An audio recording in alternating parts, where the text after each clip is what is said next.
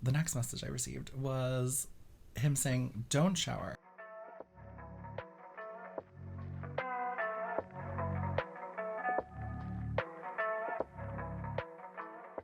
Hello and welcome back to Behind the Closed Door, a weekly podcast where I, your host, Joaquin Delatorre, and a friend of the pod wander into the dark and sweaty hidden underworld of kink. On this pod, our goal is to destigmatize kinks and fetishes so that more people feel empowered to explore their freakiest desires without fear of shame or ridicule. On today's episode, I'm doing a much-needed kinky culture catch-up with my friend. This friend is an icon, a legend. I mean, he is the moment, truly. But most importantly, he's a real silly goose. Some might say the silliest goose in the gaggle. This is his second time on the pod, so please welcome back for your listening pleasure, Angel Darling! Hi. Thank you for having me. Bam, bam, bam, bam, bam, bam. Thank you for coming back. How are you, love? I'm doing fab. So today's going to be kind of different than last episode, because last episode we talked about, asphyxiation. We had a specific topic. Yeah. Not this time. Right. It's more free form. It's beatnik poetry. Get loose. I love a good freeform. Ooh. Freeform the channel. Did you ever have that? No. Okay, I'm poor. But maybe I'm rich. I don't know. I think it's cable, so you're rich. But yeah, it's just very much giving, discuss. So I'm curious, you have anything to tantalize in front of our listeners? Any tales, wives' tales, yarns to spin, myths? Well, sometimes the talk isn't cheap, and it is what it is. Fascinating stuff. I just love Tokyo Tony. Is that Tokyo Tony? Babe, how are you? Tell me a tale. Tell you a tale. Well, funny thing, actually. A sexy tale. I will tell you a sexy steamy tale. And it's partially involves you, whether you believe it or not. Tell me more, I'm scared. Well, I was thinking about you when I was time? with one of my gentleman callers. I As know, one does. as one does. You're always on You my wouldn't be the mind. And definitely not the last. No, not sexually, of course. I love you. But I thought about your podcast because I met this guy who was really into scents, really into body odor. I get that. Yeah, and that was a first for me. It was shocking. I was messaging him on Sniffies, as one does. Love Sniffies. And me too. Very apropos. Sniffies. Exactly. Very on brand. Very on brand. And that's me. I'm just on brand. So, he hit me up and we were talking about what we were into. And then I invited him over and he said he was coming. Coming? So, yeah. Are you coming?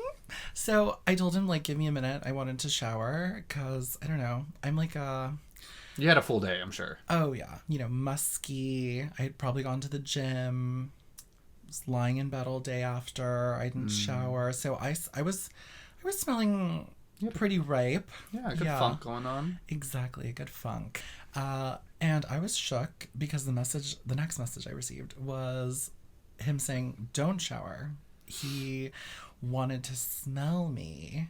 And I was, oh, are you sure? Because I was pretty sure that I did not smell best. Yeah, I was like, maybe this has been a lived-in body today. We've been busy. Yes, exactly. And I know what I smell like, and I know some of you listening know what you smell like at the end of the day.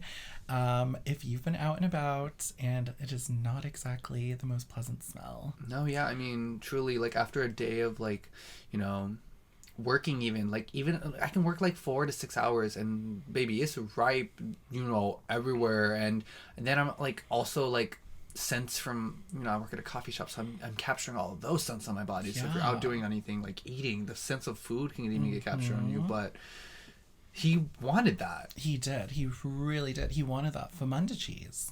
So how was it when he actually got there? So paint the picture. Knock, hello. Knock.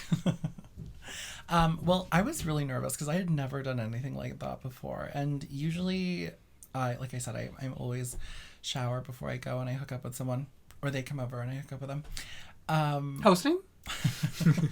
Yeah. So he comes over and I'm really nervous. I'm you know. So we make our way to the bedroom, and we start undressing, and he's like, wait, leave your underwear on for a bit. And I was like, okay, this is a first. He wants the fabric that really catches the scent. I think so, yeah, because he was living. Like, we were 69ing and I was on top, and he was like pulling my whole ass and like taint into his face, and he was just like going to town. That's hot. It was really hot, and it's such a strange sensation too. I don't want to say strange, but it's a different sensation, and it feels really good, surprisingly, like through the fabric, to feel someone's like steamy, like wet mouth on like your hole, and then also like your taint, but it's not really like skin contact. It's an interesting feeling. That sounds fascinating. Yeah, it's very riveting. Yeah, riveting. Something like that. So we did that for a bit, and then he wanted me to like, well, we were 69ing, so obviously I had his cock in my mouth. But then the underwear came off, and again, I was like, oh my god, I haven't showered, and he is like my underwear. Yeah, he is. I'm just gonna do that viscerally for the listeners.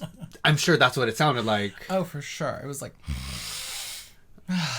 So it was hot, and something I realized too is if someone is into something, like and I'm okay with experimenting with it, I need to let go of that insecurity, right? Of like thinking that it's gonna be bad, because clearly he was enjoying it, and I remember feeling like kind of insecure or like nervous. Sure. But he's over here like biting my ass. Sure. And just living for every moment, and yeah. It's kind of like you were talking about earlier. We were talking about off pod about something I don't even remember right now, but you were talking about normalcy, or... Oh, yeah, like a normality bias or something. Sure, like, Can you talk about that a little bit?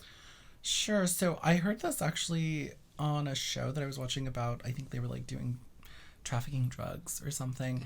And the reason people continue to do it is it becomes so normal to them that they create this bias in their mind that allows them to ignore any potential risks because it's become so normal. So fascinating. Yeah. So I think to tie that, like that idea that, one person's normal is another person's weird, like because it's something you don't regularly partake in and something participate in, that it feels weird to you and it feels very like unnatural. But for him, it's like, this is what I'm into. Right. I enjoy it. Like, it may feel a little bit strange for you, but... But how many other butts has he been smelling on Sniffies? He'd be sniffing. He'd be sniffing and honking and shooing. And that's fine, because I can relate to that to an extent. And my kind of thought process, and mind you, I'm not a doctor. I don't have a degree in psychology. I have an AA in behavioral social science. I don't know if that counts, but we're going to make it count today, because for me, I like someone's scent. I do. Especially if I'm into their scent. Oh, yeah. There have been some partners that I've played with where I'm just not necessarily like, I'm attracted to them, but like, it's weird. So like with my ex, I enjoyed his smell, his BO.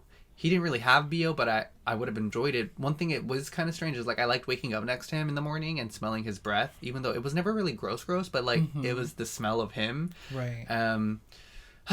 His loss. Find someone who likes your morning breath. Yeah. But there's this other, like, after the post breakup, I was like, had a regular, and I would wake up at his place and I'd smell him, and I'm like, oh, I don't like the way your body smells, and I don't like the way your breath smells. Which for me is a sign that this isn't going to work out. Yeah. But then there's this other guy, another one on the roster. We've only hung out twice, but the first time I went over, we just like hung out in his bedroom all day. So I don't know how he started smelling, but he started smelling midday. Like, maybe it was the body heat, but like he started like hot. The BO was BOing. And you know what? I was here for it. It smelled sweet, good, spicy, tangy. Like, I don't know how to describe it, but it smelled great. And I'm like, wow, am I into smells? And then I started wondering, in my best Carrie Bradshaw voice, am I into smells? And so I've been kind of exploring that a little bit more lately. And I'm like, he smelled great. I was hooking up with this other guy. Doesn't really have any scent, which clean is a great smell too, but I want to know if I'm into your smell, and that kind of is a determining factor of like, you know, like, we're all animals. Like, I don't know. I think I read an article about they were debunking pheromones, though. Like, that's not a real thing that we can pick up because our noses aren't strong enough. Right. But I think in a way, I could pick up on a little bit. Yeah, I agree. And, you know, for me, I'm not really a fan of, like, a smelly, like, any smells below the waist in particular. I get But that. I do love, especially, the smell of, like, a man's armpit. Yeah. Or, like, a shirt that they've been wearing all day and they've been sweating in it and it has their cologne and, you know, they've been running around and it just smells, like you said, it smells like them. And that has happened with a few people. And I remember actually this guy, I told you about him, my Barcelona babe. He would wear this deodorant, and now I wear this deodorant because I love the way it smells so much. I don't smell as spicy as he did or how it smelled on him, but it still smells like him. Yeah, I mean, smells are great. Smells are powerful. Smells can tell us a lot about a person and their diet. So I think smells and all of that is really fun. And also smells tie into memories, right? Like your memories, and it can help you recall things from your past. So it is fascinating. I really wanted to know about him, though, like when he first got into that, because that's such a niche kink. I feel like the smell of someone, or like how do you realize that you like that musky smell? You know, like, did you smell yourself? Because I mean, we've all scratched our balls, we've all scratched our ass. I'm not saying we like necessarily smell it. Who all hasn't? the time. If you haven't, if you were gonna sit here and tell me you haven't, you're a liar. Yeah, we've like smelled ourselves, right? So I'm gonna be honest, and you know what? I kind of smell real good. Anyone want to come find out? No, and yeah, so that was fascinating, and that's why I was thinking about you, because I'm like, I need to tell Joaquin. I think he would love to hear about this. No, that was a fantastic story. I'm obsessed. So, considering your experience, do you think you'd go back for a round 2 with him? I would totally go back for round 2 with him, but it's not necessarily for the smell. He just had a really pretty cock. It's always the cock with you, isn't it? It is. It really is. May the best. I wish you all the beautiful cocks in the world. Thank you so much. Well, in our last little tidbit here, I'm kind of curious. Do you have any, like, I mean, you're not an expert in any regard, and you just kind of participated in what it sounds like this one time. But do you have any tips for anyone who wants to, you know, I guess, on opening up deep and wide, opening up your, how should I say this? Horizons to new things. What tips and advice do you have for people? I would say be open. Don't say no to something just because you think it's odd, because you might actually enjoy it. And I, you know, thought that me smelling musky would be a turn off, and it was actually the biggest turn on for him, which was then a big turn on for me that he was into it. Yeah. So I'm like, just be open and experiment and have fun. And I think if you feel uncomfortable, maybe lean into it a little bit, because I did, and it turned out to be something that I actually enjoyed. Don't yuck it until you yum it, because you might enjoy it. That's Don't yuck someone's yum. Even your own. Even your own yum. And my advice for listeners, I'm going to say, it's not necessarily advice, but something I want to go to, and I know we've talked about this off pod about trying. Powerhouse, San Francisco, they have a stank night. You have mentioned that. I want to go. Let's do because it. They have so many pictures on their Instagram page of just people like sniffing armpits and sniffing butts, and I'm like, yeah, I know. We'll see what that's like. Although I did go to the Eagle for the first time a while ago, and it was very, very cruisy vibes. It just wasn't my vibe. I was kind of like not into it in that moment, but I want to go back and give it another chance, because, you know, I just know it'll be a better second time. Yeah. So yeah, stank at Powerhouse. So Angel, any final thoughts? No thoughts. Head empty? My head's empty.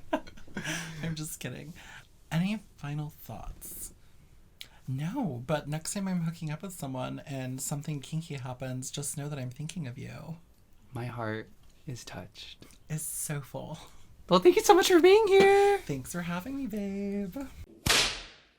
Thank you so much for listening to today's episode. If you liked it, you can subscribe and rate us on whatever podcast service you're using to listen to today's show. Join us next week where we'll be talking about another fun, kinky thing. See you later.